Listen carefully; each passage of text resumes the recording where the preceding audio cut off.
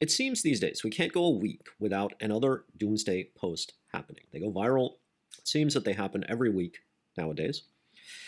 And it's sort of funny, right? For those of us who've been called doomers in the past. So I guess we're all doomers now. I digress. I'll make a video about that. Um, so one of these came out recently. All right, it's about AI kind of sucking the life out of the economy, and it helped the stock market tank. Like really, it went super viral and all of this kind of thing. So it raised a number of questions for me, and we're not going to talk about this post. All right, the doomsday posts are a dime a dozen. We're going to talk about a lot of things. I'm going to tell you a story about my life. We're going to talk about the economy. I'm going to talk about how everything went wrong for the economy, for our civilization, why things are going so wrong.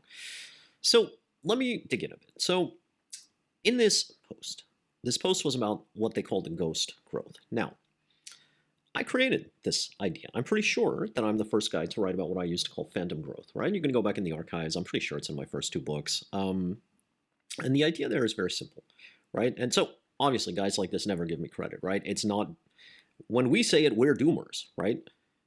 We're alarmists, we're hysterics. When a white guy says it, then suddenly, wow, it's for real, right? So I'm not saying it out of bitterness. It's just, right, it's how the world works. It's sort of funny. It's sort of stupid.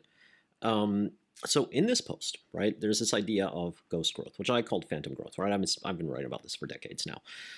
And the idea is basically like this, right? That now we are in a situation where GDP grows, but the average person's life doesn't improve, right?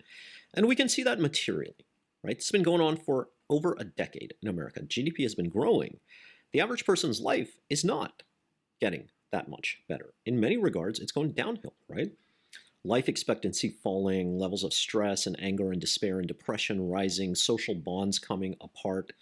Financially, people are constantly, right, stressed about money. 70% of people say they're in financial distress. I wrote about this incredible statistic the other day that Americans are more afraid of running out of money than dying, okay?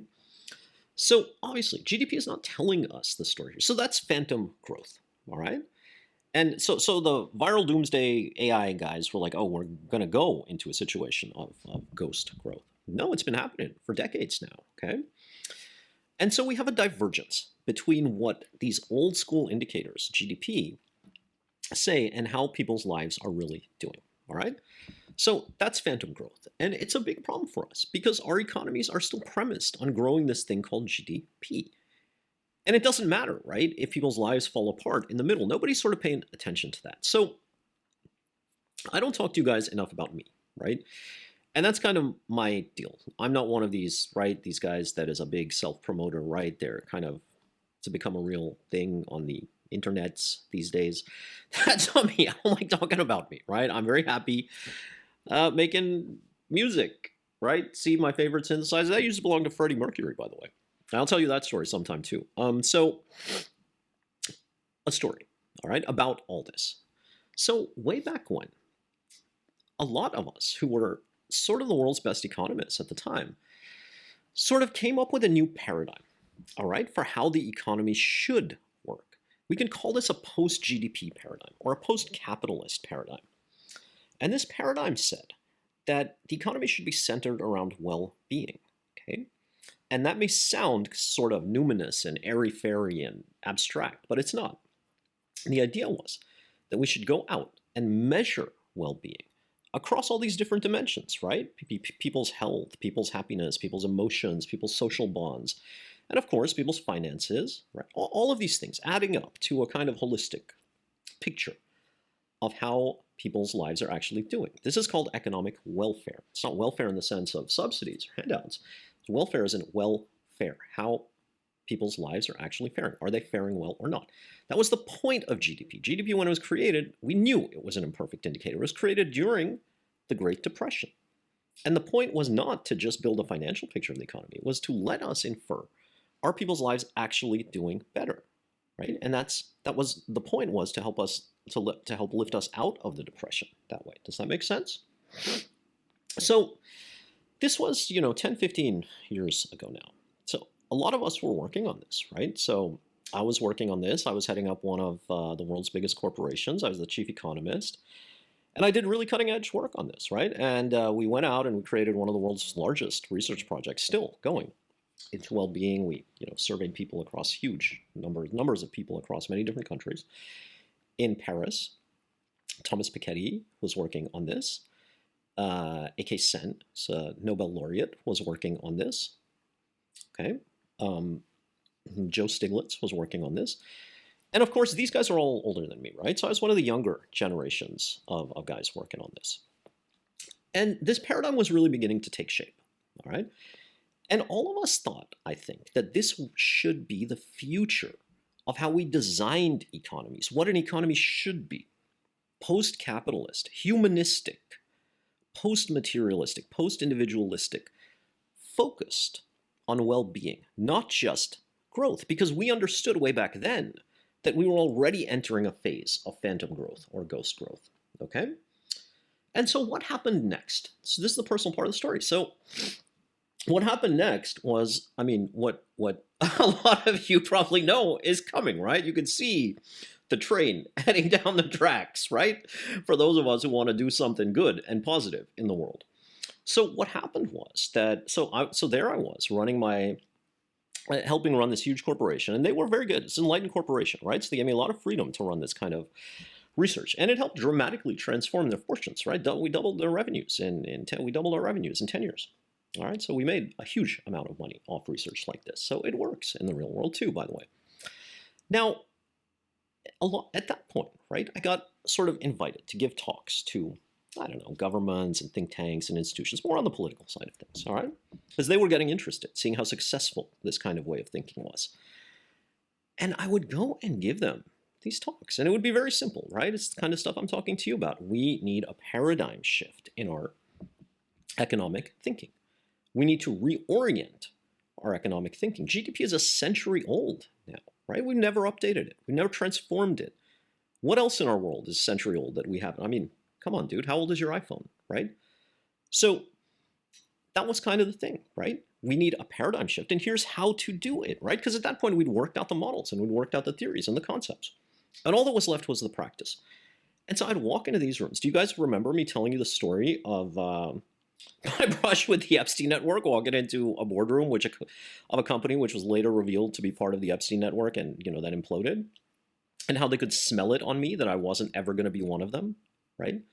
Same thing. They could smell it on me. And it's a weird animal thing, right? I'm sure those of you who are like me, right, we're kind of different and we want to do something cool and interesting and positive in the world. They can smell it on us in institutions, right? Because institutions, especially our institutions, are geared for a very different thing. They're geared to maintain the status quo. They're geared to maintain hierarchies. They're geared to maintain the primacy of power, not to rock the boat. So I would walk into these boardrooms, right? And I won't tell you where, right? But just imagine like governments, heads of states, presidents, prime ministers, whatever, blah, blah. And they would sort of, I would talk to them. And maybe not like the guy himself, right? Because those guys are busy, right? But they're, right, functionaries. And these guys would just sort of, either they would lambast me and tell me how I was being utopian and idealistic and unrealistic, or they would kind of like just give me this icy contempt, freezing me out, right? And this went on, right? This went on for like, I don't know, several years.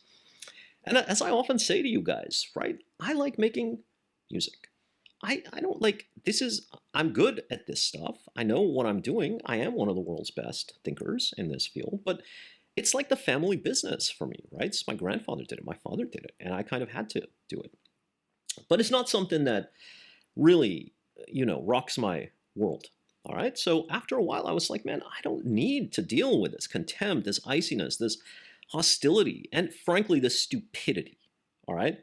Because those of us who were behind this paradigm also knew that if we didn't rethink our economies around a new paradigm based on well-being, we were going to be in serious trouble. Because enough phantom growth, economies going this way, but people's lives are going this way, down, and you get far-right implosions. You get fascist meltdowns. This is what happened during the 1930s, right? This is how Weimar Germany turned into Nazi Germany. It's the greatest lesson of 20th century economies. You have enough stagnation, you have enough downward mobility, bang, you get fascist authoritarian implosions. Okay? We could see it coming. And I'll tell you the story another time of how I used to write about it, and it caused my writing career and my public speaking career to flame out. Because of course, talking about that in those days was like, right, it's dangerous, right? So they weren't willing to act on this. They weren't even willing to take it seriously, the idea that we would need a new paradigm, okay? And I don't mean everybody. There are places in the world that did try this a little bit. All right, so like for example, British Columbia had a pilot project on this. In France, they tried it out a little bit. In Holland, they tried it out a little bit. Japan, they tried it out a little bit. So there are places that began to take steps. And then what we feared, all of us who were pioneering this paradigm, exactly what we feared would happen began to happen. Because there was so much phantom growth and people's lives were really going downhill so fast, we had a far-right explosion around the world. Okay? America elected Trump, Britain chose Brexit, various European countries went far right. And that political turning point, bang, it was game over for a new economic paradigm. Because the political agenda of the far right is what you see in Trumpism, right? Is going back to like the 1900s. It's not the 1600s, right? It's sort of like empire crossed with feudalism, crossed with techno-fascism. Okay? It's 1930s by way of like the 1830s, 1630s. So our call for a new paradigm was dead in the water. And that's what we feared would happen. All right? So that's kind of the economy that we should have built. But we never built it. All right? And we never built it because the guys in power who were neoliberals, of course, right? If not neoconservatives. The way that they treated us with such contempt, with such indifference, with such hostility, with such, stupidity. Like, here are the world's smartest guys, man, coming to you, all agreeing. And you don't have to include me on that list. I'm talking about everybody else. All agreeing that this is the paradigm, and we need a new paradigm, or else, right? It's not just like a utopian thing. We need it because we want to create a magically better world. No, dude, we need it because otherwise things are about to flame out fast. They didn't take it seriously. They didn't just not take it seriously. Those were the days in which they would call us, hysterics and alarmists and utopians and whatever, right? Every name under the sun. And it wasn't just the guys in the rooms, right? In the boardrooms and the, political rooms. It's also the columnists. There's also the pundits, right? These wannabe intellectuals. All right? So that's kind of how we ended up with this economy. Now, the problem is, it's the economy we should have built. We never built it. Okay? And so what are we left with? Well, we're left with this zombie of the old economy. All right? So because we never reoriented the economy around well-being, we're left with a zombie shell of the industrial economy, right? And it's pivoted towards things like AI or crypto or whatever. But the problems remain the same, and the problems grow more acute than ever. Okay? So for example, in America, people are always complaining about affordability. It's affordability crisis. What that really means, the labor share of income, the amount of income, GDP, that goes towards wages, too small. All right? And the only way we fix that, we don't fix that just by looking at GDP. We fix that by looking at well-being and targeting investments towards where well-being is suffering the most. All right? And I'll talk more for you about this, with you about this paradigm, because I think you guys deserve to know it. And it's a weird thing for me, right? Because as the world hit that turning point and this paradigm got dead in the water, I think a lot of us, we were like, oh my God, what we feared is coming true. And now the thing that we worked on so hard, and not just worked on, man, really believed in, right? Really understood inside and out. And understood the point that we knew that if we didn't do it, right, the world was going to go downhill very fast. Well, then we were like, it's dead in the water. So now what do we do, right? And so that project, which is a big project, right? I don't mean like a physical project. I mean intellectual paradigm, right? A way of thinking about the world, a way of redesigning something as big as an economy for the whole world, for a country, for a city, whatever, has been where it was 10 years ago. No progress has been made on it in any country, in any city, in any town, anywhere. So we have this paradigm that we need to put into practice. It's bizarre, right? We have this paradigm, the world's best minds thought up, never put into practice because of political resistance, okay? Because the average person was never even allowed to be educated about it because the gatekeepers, the pundits and the columnists and all these, right, like garbage people, were like, no, no, you can't even talk about it, right? And the guys in the boardrooms, the guys in the rooms of power were like, well, forget it. It's going to, right? It's too much work. It's going to upset the apple cart here. So the economy that should have been, but never was. For me, it's almost sort of tragic, right? Because I think to this day that if we had put that paradigm into practice, we could have averted all of this in the world, at least to some degree. And I think that it's important now for me, guys like me, to begin talking to you about it. So you know that there are different ways out there, that there are different paradigms out there, that it's not just this smoking shell of zombie capitalism until everything implodes around us. It doesn't have to be like that. That was a choice, okay? And all of that's sort of related to havens too, right? It's a mini hedge fund I set up for you. Havens is kind of those ideas being put into practice at a different level, right? So I often say to you, sometimes I say to you, I think of havens as sort of like a post-capitalist hedge fund. And I know that probably doesn't make a lot of sense to people, but maybe if you think about what I've just been talking to you about, it does. I don't know. Anyways, I hope that was helpful. I thought I'd share that with you guys. Like I always say, anything you want me to talk about, just leave it in the comments below, and I'll talk to you soon. Okay? Bye.